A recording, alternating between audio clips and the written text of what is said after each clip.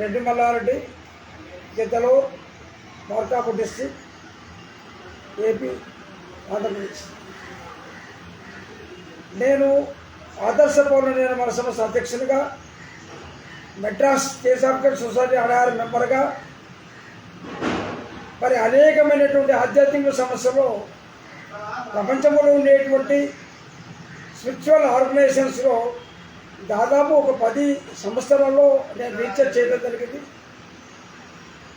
ఇవాళ మనం చూస్తున్నాము, మనందరికీ తెలుసు, ఇంతకుముందు కూడా ప్రపంచ శాంతి పైన విశ్వభారత్ కూడా నేను 3 years బ్యాక్ నేను ఫోర్కాస్టింగ్ చేసి ప్రపంచ శాంతి పైన మీటింగ్ జరిగింది.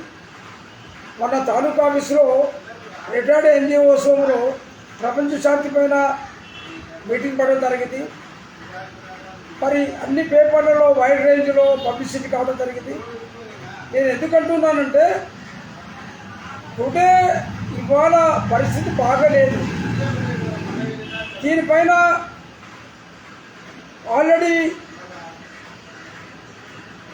మన పెద్దలు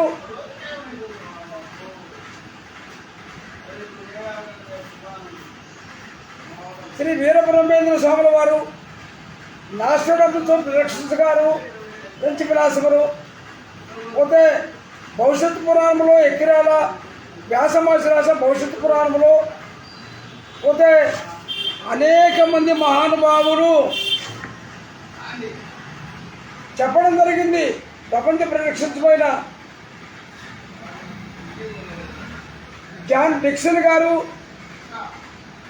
స్వామి వివేకానంద, దివ్యదర్శ ప్రొఫెసర్ హరార్ గారు, మహర్షి అరవిందులు, మరి అనేక మంది ఈ 21వ శతాబ్దంలో ఈ టైంలో ప్రపంచ యుద్ధం వస్తుందని ఫోర్కాస్ట్ చేయడం జరిగింది. అయితే చాలామంది అనుకున్నాము వీరబ్రహ్మేంద్ర వారు చెప్పినటువంటిది చాలా ఇంకా ఎక్కువ టైం ఉంది దీనికి, ప్రపంచ యుద్ధానికి అని అనుకున్నాం. కానీ కాలజ్ఞానం పైన రీసెర్చ్ చేసిన స్కాలర్స్ కూడా 2026 నుంచి 2035 వరకు ఈ 10 సంవత్సరాలు 9 సంవత్సరాలు గడ్డుకాలమని చెప్పడం జరిగింది. I have seen research papers. పోతే నాస్ట్రాడమస్ కూడా ఫ్రెంచ్ ఫిలాసఫర్ 1520లో చెప్పడం జరిగింది. పోతే భవిష్యత్తు పురాణంలో వ్యాస మహర్షి రాసినటువంటి 18 పురాణాలలో భవిష్యత్తు పురాణంలో ఉంది. బాబా వంగ కూడా బాలని కూడా చెప్పడం జరిగింది. అనేక మంది మహాత్ములు కూడా ఈ 21వ శతాబ్దంలో ప్రపంచానికి విపత్తు అని చెప్పడం జరిగింది. ఇవన్నీ కూడా నేను రీసెర్చ్ చేస్తున్నాను. ఇవాళ ఒకవైపు ఇరాను అంటే ఎవరు ఏమున్నప్పటికీ నేను ఓపెన్ మైండ్తో మాట్లాడుతున్నాను. నాకు ముస్లిం మతం లేదు, క్రిస్టియన్ మతం లేదు, హిందూ మతం లేదు. Though I'm community belongs to Hindu community, I belongs to సనాతన ధర్మం. అయినప్పటికీ కూడా నేను పరిశోధన అంశం మాట్లాడుతున్నాను.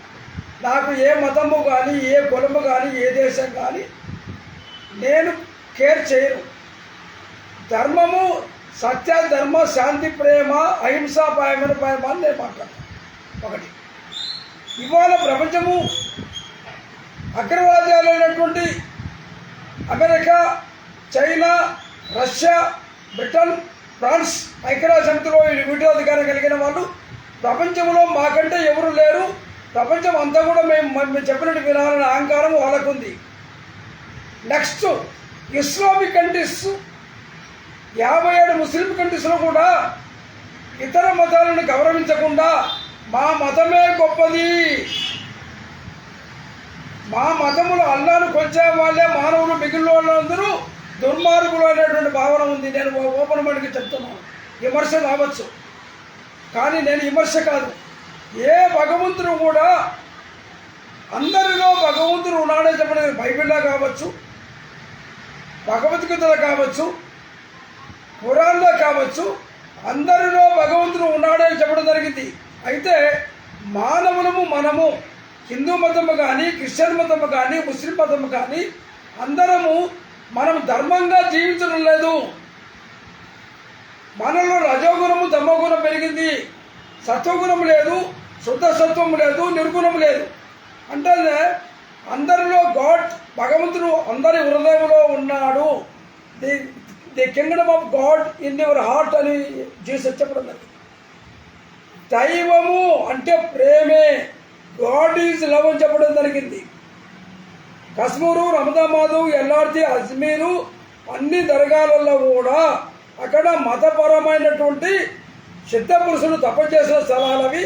హిందువులు 75% అక్కడికి వెళ్తున్నారు, రిజల్ట్ పొందుతున్నారు. నేను ఎందుకంటే మతం కాదు, మానవత్వం ముఖ్యం నేను చెప్తున్నాను. హ్యూమన్ వాల్యూస్, మానవత్వము, దైవత్వం. అయితే ఇవాళ మనము కలియుగ ప్రభావం వల్ల మనం దైవ మార్గంలో లేము, అందరూ సైతాన్ మార్గంలో జీవిస్తున్నాము. నా over 90% of the all religions in the world దైవ మార్గంలో మనం ఆచరించడం లేదు.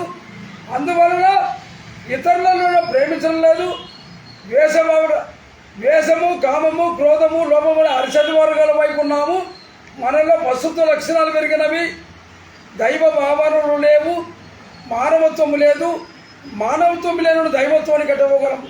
కాబట్టి ప్రపంచంలో అన్ని మతాలు కూడా ఆధ్యాత్మిక స్పిరిచువాలిటీ ఆచరణ చేయడం లేదు.